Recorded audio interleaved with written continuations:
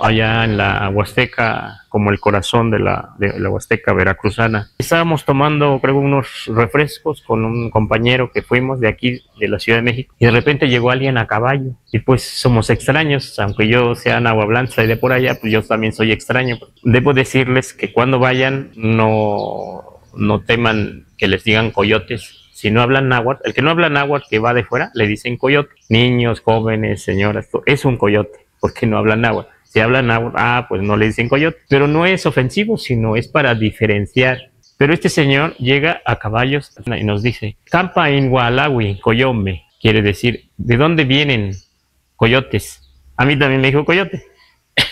¿De dónde vienen coyotes? Pero quiere decir, ¿de dónde vienen como mestizos? Casi como de la ciudad. Claro, yo me reí y él lo dijo también en parte en broma. Y el compañero, que ya habla náhuatl, bueno, algo, mucho se da a entender, él dijo rápido, México, México, México-Altepetl, dijo. Y dijo, a Ciudad de México, de la Ciudad de México. Pero dijo México, como se dice allá, México. Y entonces, de repente, él dijo, este señor, Nican, México-Tlali, Iguanepa, México-Altepetl. Me sorprendió, me gustó mucho. Dijo, en términos de allá, aquí es la tierra de los manantiales, allá es la ciudad de los manantiales. ¿Y por qué ellos lo conciben así, esa región?